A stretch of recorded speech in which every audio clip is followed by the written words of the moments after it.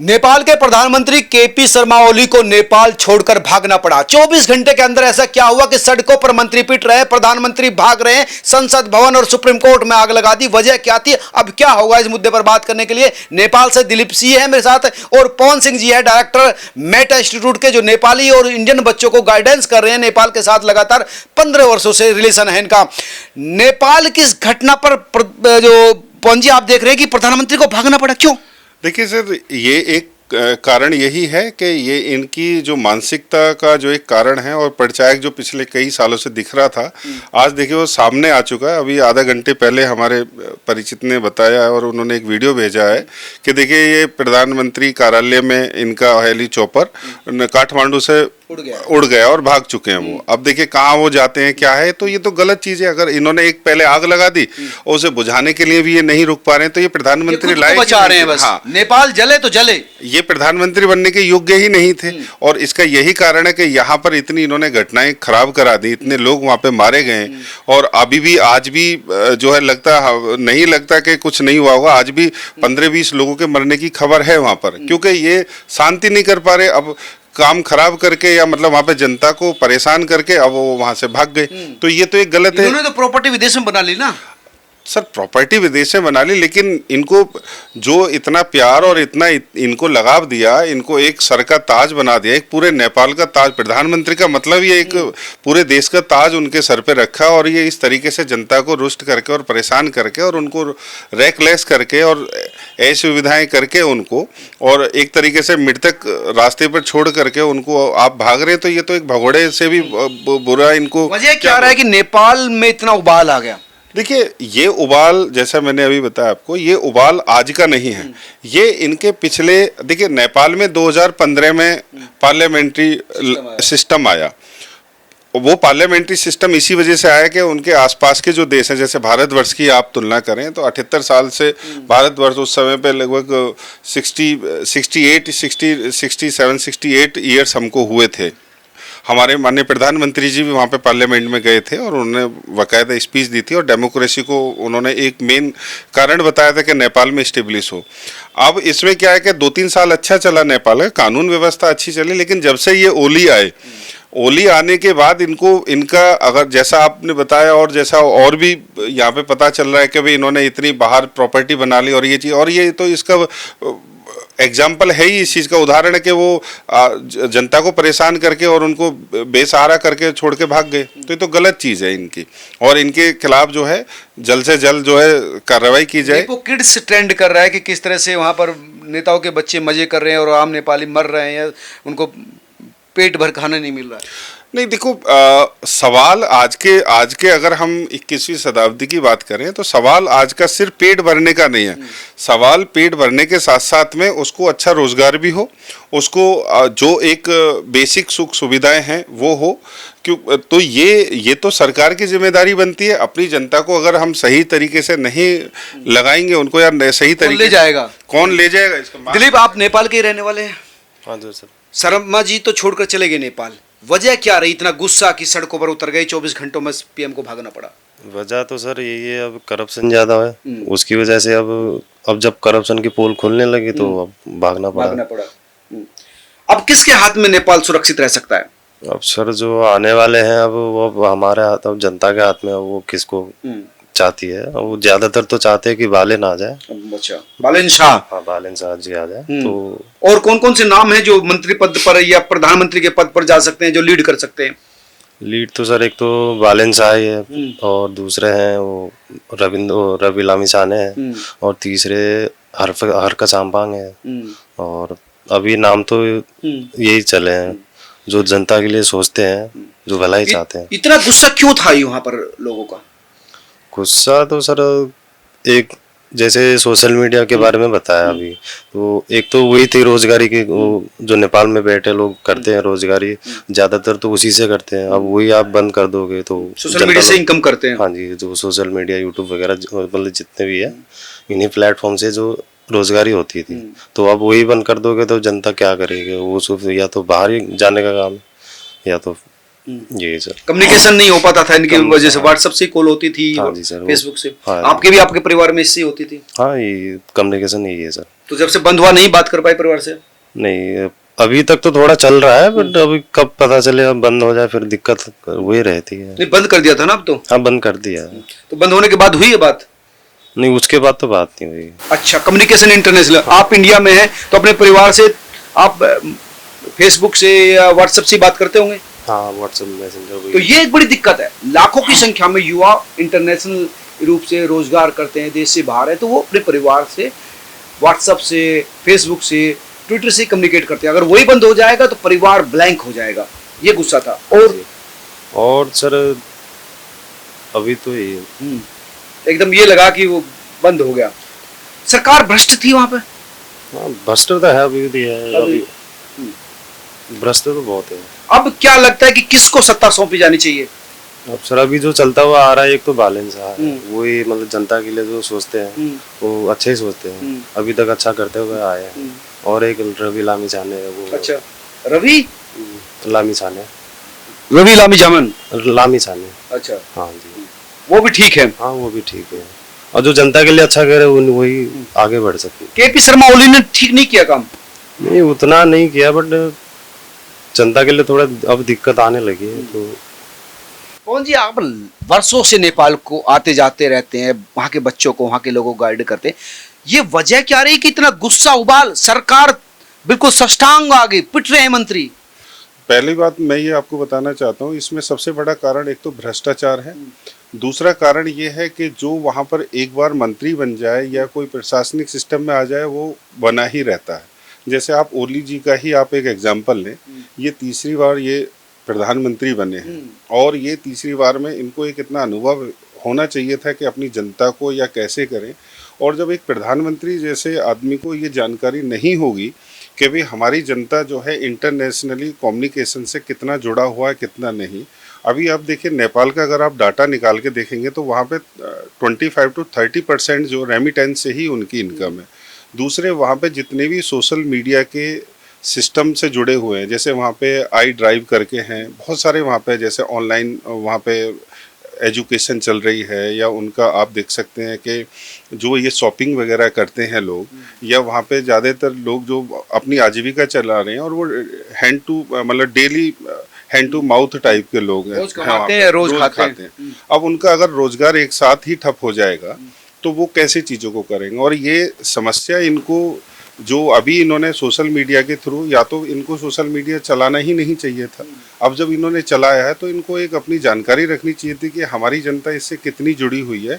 हज़ारों लाखों की तादाद में वहाँ से बाहर रहते हैं नेपाली लोग, वो अपने परिवार से। अब सोशल मीडिया सिर्फ आज का जरिया ये नहीं है कि सिर्फ आप कम्युनिकेशन करें और हालचाल पूछें, वो सोशल मीडिया के जरिए जो है अपने पैसे भी भेजते हैं उनको, अपने किसी के परिवार में कोई परेशानी है, कोई कुछ। अभी आप एक डेली का एवरेज देखें तो वहाँ पे 10 से 12 लोग जो है डेली, जो नेपाली लोग बाहर रहते हैं, वो उनकी जो मृत्यु होती है वो डेली वहाँ पर एक आते हैं, वहाँ पर उनकी जो है अंतिम संस्कार के लिए वो वहाँ पर आते हैं, पर डे 3 लोग हाँ आते हैं। तो इस तरीके से एक तो देखो सबसे बड़ा कारण है वहाँ पे करप्शन। दूसरा कारण है जो वहाँ पर एजुकेटेड लोग हैं उनको सही तरीके से उनका एक व्यवसाय नहीं मिल पा रहा, और व्यवसाय अगर मिल पा रहा तो उसके तरीके से पैसा नहीं मिल पा रहा।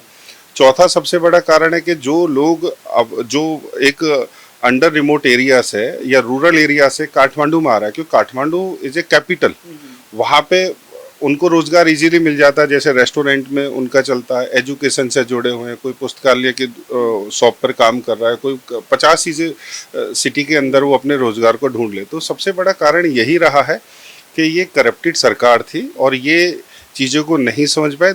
एक और मैं आपको उदाहरण देता हूँ कि अगर आप केपी ओली जी का देखें तो इनका कोई बहुत अच्छा पॉलिटिकली कैरियर इनका बहुत अच्छा नहीं रहा है। अच्छा। इनके संबंध भी आप देखें तो इंडिया के, अगर हम भारत वर्ष से इनका देखें तो इनका कुछ ना कुछ नया एक षड्यंत्रकारी एक इनका कोई ना कोई डिसीजन रहता है, के खिलाफ लगातार कुछ ना कुछ करते रहते हैं। बिल्कुल आप सही बोले। तो अब जब आप जानते हैं कि भारत जो है, हम 2 देश जरूर है, नेपाल और भारत, बट अगर हम अपना देखें तो वो एक हमारा ही पार्ट है।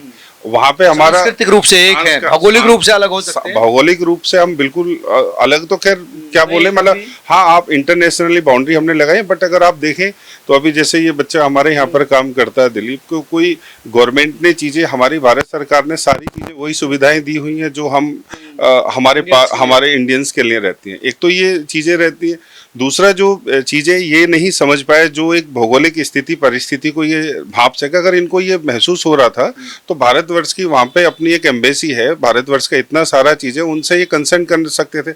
अब इनके एक रॉन्ग डिसीजन से इतनी जनता सड़क पे आ गई है। लोग इसलिए भी गुस्से में थे कि ये लोग भारत से दूर जा रहे हैं, नेपाली लोग ये भी गुस्से में थे। हाँ, ये भी हम कह सकते हैं कि अभी आप देखिए इनके जो पिछले 2 कार्यकाल का आप इनका एग्जाम्पल लें, जो इन्होंने चीजें करी हैं, इन्होंने पूर्ण प्रयास किया है कि भारतवर्ष के साथ में संबंध सही नहीं चले और खराब करते चले जाएं, तो ये तो हो ही नहीं सकता। चाइना के पाले में जा रहे थे, चाइनीज लेडी के भी साथ इसके। हाँ, ये हम कह सकते हैं। जैसे मैंने आपको बताया, ओली जी का आप देखें, ये 1980 से 1998 98 99 तक तो ये जेल ही रहे हैं। अच्छा, इनका कोई अच्छा रिकॉर्ड नहीं रहा है। अच्छा। और ये जनता के कभी भी ये हमसफर बन ही नहीं पाए। ये अपनी एक तरीके से इनकी अपनी, आप देखें इनके, अगर आप अभी इनकी इंक्वायरी अगर बैठे तो आप देखेंगे ये सबसे मोस्ट करप्टेड पर्सन ये नेपाल में रहा। इसलिए गुस्सा भी था कि इसने इंटरनेशनल लेवल पर अपने एसेट बना लिया है, मलेशिया में, दुबई में, कई जगह, थाईलैंड में।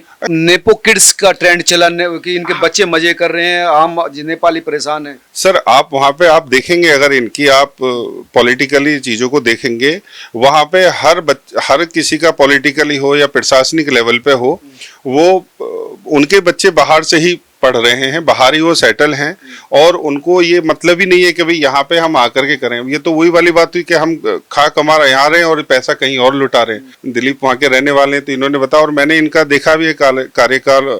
बालेश शाह जी का, जो बालेंद्र शाह इनका नाम है, ये बेसिक बालेश शाह जिसका नाम चल रहा है, जिनका एक म्यूजिशियन है, और ये 2022 से ये वहाँ के मेयर रहे हैं नेपाल, काठमांडू के। और काठमांडू में अगर मैं बात करूं 2022 से, एक तो इन्होंने सौंदर्यकरण का बहुत अच्छी व्यवस्था करी है, दूसरा जो अतिक्रमण टाइप की रोड होती थी मेन सिटी की या उसमें, उनमें व्यवस्थित करे हैं।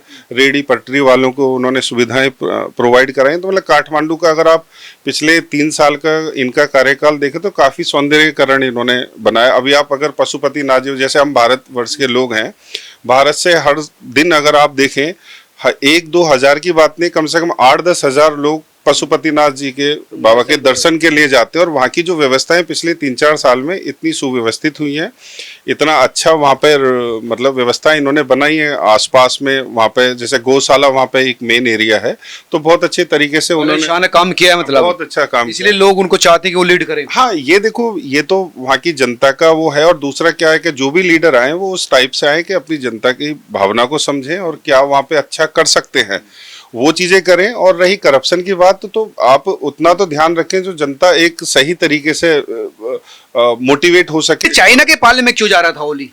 देखिए, वो कारण हो सकता है कि इनका एक ना रहो कम्युनिस्ट भाई हो, तो ये चीजें हैं। तो इसमें ये देखिए, कोई भी चीजें हैं, ये तो एक हमारे भी एक इंटेलिजेंसी का ये एक दायित्व बनता है कि अगर मान लीजिए चाइना भी या कोई भी और कंट्री भी बोल रहा है, तो ये हमें तो अपनी जनता के लिए सोचना है, दूसरे के लिए क्या सोचना है भाई। अगर कोई ये बोल रहा है ये गलत है, लेकिन हमारा भी तो विवेक, एक हमारी भी तो इंटेलिजेंस है ना कि क्या चीज हम सही करें। वैसे भी तो कम पढ़ा लिखा, बहुत कम पढ़ा लगा। देखिए, इनकी एजुकेशन के बारे में आप देखें तो इनकी जो है चौथी पास भी नहीं है। ये चौथी पास नहीं, चौथी पास भी। प्रधानमंत्री कैसे बन गए? प्रधानमंत्री वो ये इतने खिलाड़ी टाइप बोलते ना भारत की भाषा में, ये इतने 420 टाइप के आदमी है कि किसी को भी लपेट लेते हैं। अब आप बताइए कि कांग्रेस का और लोगों का बहुमत आया जब यहाँ पर जो एक्स प्राइम मिनिस्टर और जो दूसरे की ओर थी, अभी देखो उनको ही षड्यंत्र करके हटा करके खुद स्वयं फिर प्रधानमंत्री है, जबकि इनका कोई इन्होंने ऐसा कमिटमेंट जनता को जो मतलब जितने भी कमिटमेंट इन्होंने किए, चाहे वो चुनाव प्रचार में हो या प्रधानमंत्री बनने से पहले हो या बाद में हो, कोई इन्होंने फुलफिल अप नहीं किया। जो लोग कह रहे हैं कि युवाओं ये जो प्रोटेस्ट कर रहे हैं उनमें से लीडरशिप आए। देखो, ये तो होना चाहिए अगर वो प्रोटेक्शन उनका सही तरीके का है और सही तरीके से वो लेकर के चलते हैं और जनता की बातों को सुनते हैं, तो सबसे पहले तो करप्शन को देखें कि करप्शन कैसे कम किया जाए। दूसरा, जनता को ज्यादा से ज्यादा कैसे सुविधाएं दी जाएं ताकि उनका रोजगार और स्वरोजगार बढ़े। और देखिए, कोई भी कंट्री एक दिन में ना तो बदल सकता और ना ही बन सकता, इसको टाइम लगता है। जैसे अभी नेपाल से इतना माइग्रेंट लोग होते हैं, अगर आप देखें तो हर घर से कोई ना कोई बाहर है, अपने परिवार को जीविका चलाने के लिए। तो वो अपने परिवार से जुड़ा हुआ, चाहे आप मिडिल ईस्ट चले जाएं, पूरी दुनिया में जाएं, वहाँ पे कहीं ना कहीं नेपाली लोग जरूर मिलेंगे। और लेकर के पियोन से लेकर के अपर हैंड तक भी हैं। ऐसा नहीं है कि भाई सिर्फ वो रेजगारी करने ही जाते हैं, उनकी एक इंटेलिजेंस, एक उनका काम करने का लगाव है। अभी जैसे हम इनका ही एग्जांपल है, दिलीप को, ये हमारे यहाँ पे पिछले 4 साल से जुड़े हुए हैं। तो 4 साल से ही यहाँ पर आ रहे हैं हर साल। अभी ये अपने, कल ही मेरी इनसे बात हो रही, तो ये अपने घर बात ही नहीं कर पाए। तो अब सबको चिंता होती है। आपके सामने भी दिक्कत आई दिलीप? हाँ, दिक्कत। अच्छे व्यक्ति कौन कौन हो सकते हैं जो नाम चल रहे हैं? एक तो बताया जा रहा है कि बालेश शाह, बालन शाह है और रवि लामिछाने हैं। मैं उसके अलावा तो मैं उतना जानता भी नहीं। मैं उतना सोशल मीडिया की तरफ कम ही रहता हूँ, बट वही नॉर्मली घर पे जो कांटेक्ट करने के लिए है वो आप देखते होंगे कि नेताओं के बच्चे मजे कर रहे हैं, जो नेपो किड के नाम से ट्रेंड चल रहा है वो, और आम आदमी के बच्चे दिक्कत महसूस कर रहे हैं, संघर्ष कर रहे हैं। हाँ, ये तो है सर। अब उसमें जनता लोग भी कुछ नहीं कर सकता। अब वो नेता के बच्चे लोग होते नहीं। ये केपी शर्मा ओली तो 4th फेल बताए जा रहे हैं। हाँ, वही अब सुनने में तो वही है। अब ये एक मर्डर के केस में 14 साल जेल में भी रहे। बांग्लादेश में आया। बताया जाता है कि CIA है, यहाँ पे बता रहा है कि चाइना इसके पीछे हो सकता है। हाँ देखो, ये कोई ना कोई तो चीजें हैं। ये क्या है, ये कठपुतली बने हुए हैं, और जब कठपुतली बन जाते हैं तो उनका माइंड तो काम करता नहीं है। वो जैसे ऊपर से एक आदेश आएगा वैसे ही ये काम करेंगे। चाइना ने एक लेडी छोड़ रखी है जो पूरे सरकार को, केपी शर्मा ओली को, उनको सबको गाइड करती है। सर देखिए सर, चाहे उन्होंने लेडी छोड़ी हो या कोई भी, उनका अपना एक एडमिनिस्ट्रेटिव सिस्टम है, वो उनका है। लेकिन ये तो उनके देश के को भी सोचना चाहिए कि भाई हम क्यों कंट्रोल करें। प्रधानमंत्री उनकी जनता ने चुना, चाइना ने या CIA ने प्रधानमंत्री नहीं चुना है। प्रधानमंत्री उनकी जनता ने चुना है। तो ये जनता के लिए उनका प्रथम दायित्व होना चाहिए कि भाई कैसे हम सेफ्टी, सिक्योरिटी और उनको सुख सुविधाएं, या जो भी एक सुख सुविधाओं का, लेकिन वो तो गिरवी रख दिया ना उसने पूरा।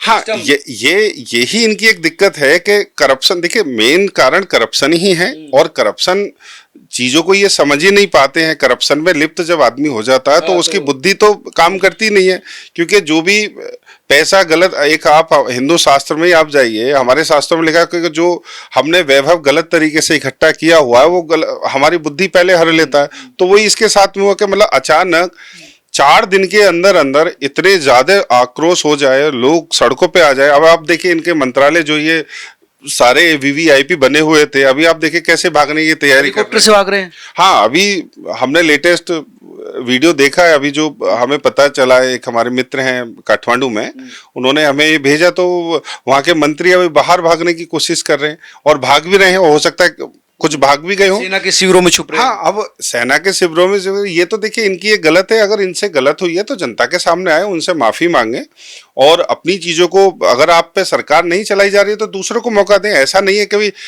नेपाल में जनता जो है समझदार नहीं है या उनके पास नहीं है, लोग नहीं है, योग्य इतने लोग हैं। अभी यही बच्चा है, ये एज ए हमारे यहाँ पे ऑफिस बॉय है, आज की डेट में ये हेड क्लर्क है यहाँ पर। तो इसका मतलब क्या है कि अगर वो, अभी शिक्षा भी इनकी बेसिक है, 10वीं पास है ये, तो मेरा कहने का मतलब ये है कि हमारे यहाँ पर जो है कोई ना कोई, पिछले हम 15-16 साल से हम जुड़े हुए हैं शिक्षा के क्षेत्र में, कोई ना कोई हमारे यहाँ पे 2 या 3 लोग जरूर नेपाल से आते हैं, और बहुत अच्छा उनका मतलब माइंडसेट, जितना उनका डिवोशन काम करने का है, इसी वजह से उनको पूरी दुनिया में पूछा जाता है। धन्यवाद। तो ये थे पवन जी, जो लगातार 15 सालों से नेपाल को देखते आ रहे हैं, नेपालियों को देखते आ रहे हैं, नेपाली इनके साथ भी हैं। और दिलीप खुद कह रहे हैं कि भ्रष्टाचार सबसे बड़ी वजह थी, आम नेपाली मर रहा है, नेपो किड्स मजे ले रहे हैं, नेता विदेशों में प्रॉपर्टी बना रहे हैं, और ये गुस्सा अब तब आ गया जब बड़ी संख्या में नेपाली अपने आप को कटा महसूस करने लगे।